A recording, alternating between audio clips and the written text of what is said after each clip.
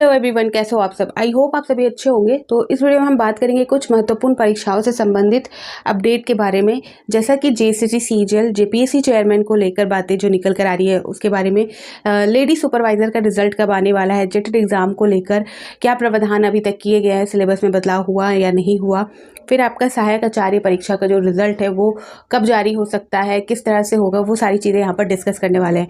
तो प्लीज़ आप इस वीडियो को पूरा जरूर देखें, शेयर जरूर करें, लाइक जरूर करें, और जो फर्स्ट टाइम इस वीडियो को देख रहे हैं इस चैनल पर आए तो प्लीज़ आप इस चैनल को सब्सक्राइब जरूर कर दें। तो सबसे पहले यहाँ पर स्टार्ट करेंगे जेएसएससी सीजीएल को लेकर। जेएसएससी सीजीएल का मामला आप सभी के सामने किसी से छुपा हुआ नहीं है। फिर से ये मामला जो है तुल पकड़ता हुआ दिख रहा है, क्योंकि कुछ दिन पहले जो है न्यूज़पेपर में कुछ इन्फॉर्मेशन निकल कर सामने आई, कुछ अपडेट दी गई, जो कहा गया कि ये सीआईडी ने कहा है कि प्रथम दृश्य से जो सबूत दिए गए हैं उनको देखते हुए जेएसएससी सीजीएल जो एग्जाम 21 और 22 सितंबर को जेएसएससी द्वारा कंडक्ट कराई गई थी उसमें किसी तरह की गड़बड़ी नहीं हुई है, पेपर लीक के साक्ष्य नहीं है, प्रथम दृश्य से उनका कहना था। उसके बाद जो है मामला फिर गड़बड़ हुआ, क्योंकि इस तरह के बयान को देना, वो भी पब्लिक में देना, जबकि अभी पूरे जांच प्रक्रिया अभी खत्म भी नहीं हुई है, सबूतों को जो है फॉरेंसिक लैब भेजा गया है, उनकी रिपोर्ट नहीं आई है, उसके बावजूद इस तरह का बयान देना उचित नहीं था और ये रिएक्शन होता ही होता।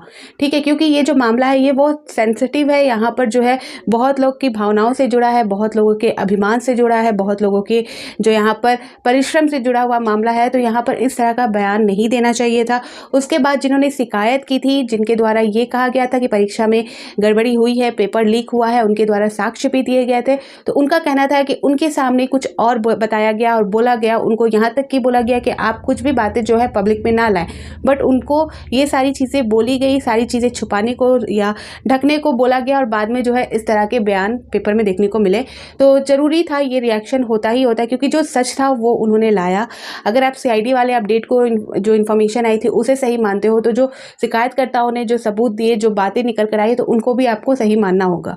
ठीक है, तो इस तरह के यहाँ पर अपडेट हुए और इस तरह से फिर मामला यहाँ पर जो है गर्म हो गया है। और उसके बाद जो है यहाँ पर फिर एक और चीज़ देखने को मिली कि जिनका टीवी हुआ था, इसके बाद जो है सारी चीज़ें हुई, शिकायतकर्ताओं ने अपनी बातें रखी, किस तरह से उन्होंने सबूत दिए हैं। फिर इसके बाद एक मैटर निकल कर सामने आया जिसमें ये कहा गया कि इसकी सीबीआई जांच होनी चाहिए, क्योंकि सीआईडी द्वारा इस तरह के बयान करना, जहां पर उनकी मंशा जो है स्पष्ट हो रही है कि इनका जो रुझान है किस ओर है।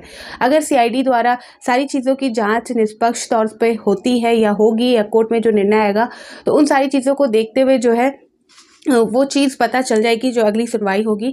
लेकिन अगर निष्पक्ष जांच नहीं होती है तो यहाँ पर जो है अभ्यर्थी, अब जो है 1200 से प्लस अभ्यर्थियों ने जो है पिटीशन बने हैं यहाँ, और वो जो है फिर हाईकोर्ट जाएंगे जहाँ पर सीबीआई जांच की मांग की जाएगी। ठीक है, तो ये बात भी निकल के सामने आई इसके बाद कि यहाँ पर जो है 1200 प्लस अभ्यर्थी पिटीशन जो बने हैं वो जाएंगे हाईकोर्ट और यहाँ पर सीबीआई मांग करेंगे, सीबीआई की जाँच की मांग करने वाले हैं, क्योंकि अब जो है उनको सीआईडी पे भरोसा नहीं दिख रहा। और फिर उसके बाद जो है, इसके बाद जिनका डीवी में बुलाया गया था, जिनका डीवी हुआ है, उन छात्रों ने जो है अपना बयान दिया। बहुत सारे जो मीडिया में उन्होंने अपनी बातें रखी, जिसमें उन्होंने कहा कि यहाँ पर उन्होंने शिकायतकर्ताओं द्वारा जो बातें रखी गई है कि 1200 पिटीशन जो है सीबीआई की जांच करेंगे, तो उनके खिलाफ उन्होंने कहा कि इनको अब है जो सीआईडी पर भी भरोसा नहीं है, और जिनका डीवी सफल हुआ है, जिनका डीवी में हुआ है, उनका कहना है कि हम जो है जेन्युइन तरीके से आए हैं। सारी चीज़ें उन्होंने अपनी भी रखी है। तो ये सारी चीज़ें अभी जेएसएससी सीजीएल को लेकर चल रहा है। लेकिन जो भी मामला हो, विवाद हो, वो सारी चीज़ें अब इम्पोर्टेंट नहीं रखती, क्योंकि 22 जनवरी बहुत नज़दीक आ चुका है। कल 22 जनवरी है, कल इस चीज़ को लेकर फैसला होगा और बड़ा फैसला देखने को मिल सकता है। तो कल तक का वेट आप सब कर सकते हैं, क्योंकि इतना टाइम आप सभी ने इंतज़ार किया है, तो कल तक का वेट करें। अब यहाँ पर जैसा कि यहाँ स्टार्टिंग से मैं बता दूं कि कुछ डे जो है, कुछ तारीख बहुत इंपॉर्टेंट है। आज कैबिनेट बैठक है शाम 4 बजे के बाद। यहाँ पर कुछ महत्वपूर्ण फैसले जो है मुख्यमंत्री द्वारा लिए जाएंगे, जिसमें आपका जेटेड एग्जाम से रिलेटेड भी इंफॉर्मेशन होना ही चाहिए अब इस कैबिनेट बैठक में, क्योंकि जेटेड को लेकर भी जो अभ्यर्थी है वो परेशान है और उन्होंने बहुत बार मुलाकात भी की है, शिक्षा मंत्री से भी की है, मुख्यमंत्री से भी की है, राज्यपाल से भी उन्होंने अपनी बातें रखी है कि उनका जो सिलेबस है और जो क्वालिफाइंग मार्क्स को लेकर जो उनका मामला है वो सारी चीज़ें रखी है। लेकिन इससे पहले जो कैबिनेट बैठक हुई थी उसी में जो है उम्मीद लगाई जा रही थी कि इन सारी चीज़ों पर जो है मुख्यमंत्री बात करेंगे, बट इन्होंने नहीं किया। आज है कैबिनेट बैठक और इसमें जेटेड एग्ज़ाम को लेकर कुछ इन्फॉर्मेशन हो सकती है। साथ ही जेपीएससी चेयरमैन को लेकर जो बातें हैं वो भी यहाँ पर देखने को मिल सकती है, और भी जो नियुक्तियों से रिलेटेड कुछ भी इन्फॉर्मेशन होगी वो निकल सकती है। योजनाओं से संबंधित यहाँ पर सरकार क्या काम कर रही है या क्या करने वाली है, वो सारी चीज़ें आज देखने को मिल सकती हैं। कल आपका पता है 22 जनवरी है, कल जेसीसी सीजीएल का मामला है। फिर आपको यहाँ भी बता दूं कि 23 जनवरी जहाँ पर सहायक आचार्य के जो रिजल्ट है, जिसे स्टे लगाया गया, जिसे कोर्ट ने रोका है, उन सारी चीज़ों पर भी बात होनी है। तो यहाँ पर कुछ महत्वपूर्ण तारीख है जिन पर बहुत महत्वपूर्ण फैसले लिए जाने हैं। साथ ही यहाँ पर 5 फरवरी भी एक महत्वपूर्ण डेट है, जो जेपीएससी चेयरमैन के लिए जो अपॉइंटमेंट को लेकर जो है उनकी सुनवाई का दिन है, क्योंकि यहाँ पर जो कोर्ट है उनके द्वारा कहा गया था राज्य सरकार को अपॉइंटमेंट कराने को लेकर, जेपीएससी चेयरमैन की जल्द से जल्द नियुक्ति कराने को लेकर। तो राज्य सरकार द्वारा यहाँ पर जो है डेट मांगी गई थी, यानी कि राज्य सरकार की तरफ से जो महाधिवक्ता है राजीव रंजन सर के ने अदालत को बताया था कि चेयरमैन और जो सूचना आयुक्त की नियुक्ति की प्रक्रिया जो है वो चल रही है, नई सरकार बनी है, थोड़ा टाइम लग रहा है। तो उन्होंने टाइम मांगा था सरकार से और सरकार ने जो है 5 फरवरी तक का इनको डेट दिया था। तो यहाँ पर आपका जेसीसी सीजीएल 22 जनवरी को होनी है सुनवाई। जेपीएससी चेयरमैन को लेकर जो है 5 फरवरी को यहाँ पर सुनवाई होनी है, और यहाँ पर सहायक आचार्य भर्ती परीक्षा से रिलेटेड जो है बातें जो है सुनवाई जो है वो 23 जनवरी को होनी है। अब यहाँ पर जेटेड एग्ज़ाम को लेकर जो अपडेट है उसके अनुसार जो है कहा तो गया है कि जो सिलेबस है वो सारी चीज़ें नियमावली फिर से बनकर आएगी, बट कब आएगी, किस टाइम पर आएगी, इस चीज़ की कोई भी अभी खबर नहीं है। आज की कैबिनेट बैठक में देखा जा सकता है इस टॉपिक पर बात होती है या नहीं होती है। ठीक है, अब बात करें लेडी सुपरवाइजर की। तो जैसा कि आपको पता है जेसीसी से द्वारा जो है 444 पदों पर लेडी सुपरवाइजर के एग्ज़ाम जो है सितंबर 2024 में ले लिए गए थे, और उसका जो रिजल्ट है सारी प्रोसेस हो चुके हैं, रिजल्ट जो है वो अभी तक नहीं जारी किया गया है। तो यहाँ पर आपको पता है जेसीसी का जो पूरा फोकस है, पूरा ध्यान जो है सीजीएल परीक्षा के विवादों पर है, सीजीएल परीक्षा की प्रक्रियाओं पर है, क्योंकि आप खुद देख सकते हो कि जेसीसी अभी तक जो है कुछ भी इंफॉर्मेशन अपने वेबसाइट पर नहीं डाल रही या कोई भी प्रोसेस को आगे नहीं बढ़ा रही। उनका भी जो प्रोसेस है वो रुका हुआ है। पहले तो ये लोकसभा का चुनाव बीच में आ रहा था, बट अब जो है वो क्लीन चिट हो चुकी है। तो अब बाकी जो परीक्षाएं, बाकी सारी चीज़ें उनको करानी चाहिए थी, बट उन्होंने अभी तक कुछ भी कराना सही नहीं समझा। यहाँ तक कि दिसंबर महीने में ये भी निकल कर आया था कि जेपीएससी जेएसएससी जो है कैलेंडर जारी करेगी, तो वो भी यहाँ पर देखने को नहीं मिला। ठीक है, तो यहाँ पर लेडी सुपरवाइजर के रिजल्ट को लेकर भी बहुत सारे कमेंट आ रहे हैं कि इसका जो रिजल्ट है कब आएगा कब आएगा। तो यहाँ पर आपको पता है कि जैसे जैसे मामले क्लियर होते जाएंगे, सीजीएल फिर आपका सहायक आचार्य का बात, यहाँ पर जो सुनवाई है वो सारी चीज़ें हो जाएंगी। तो लेडी सुपरवाइजर का जो रिजल्ट है वो इसी महीने के एंड तक तो आ सकता है, नहीं तो फरवरी के फर्स्ट या सेकेंड वीक में देखने को मिल सकता है। ठीक है, जनवरी के लास्ट तक आप देख लीजिए, नहीं तो फरवरी के फर्स्ट या सेकंड वीक में, यानी कि पहले सप्ताह या दूसरे सप्ताह तक आने के चांसेस है। और यहाँ पर अब सहायक आचार्य से रिलेटेड बात करें तो सहायक आचार्य का जैसा कि मैंने आपको बताया सुनवाई जो है 23 जनवरी को है, लेकिन इससे रिलेटेड कुछ इन्फॉर्मेशन 2 दिन पहले आई थी जो यहाँ पर मैं क्लियर करना चाहूँगी। तो चलिए उसे भी मैं यहाँ पर क्लियर कर ही देती हूँ लगे हाथ। जैसा कि आप देख सकते हो, ये 2 दिन पहले न्यूज़पेपर में निकल कर आई थी, पारा शिक्षकों को कट ऑफ मार्क्स में छूट झारखंड हाईकोर्ट ने रद्द की। ठीक है, यहाँ पर आपको पता चलेगा। तो यहाँ पर बताया जा रहा है जेसीसी ने किया था प्रावधान, हाईकोर्ट ने रद्द किया। सहायक आचार्य की नियुक्ति में पारा शिक्षकों को क्वालिफाइंग मार्क्स में नहीं मिलेगा छूट।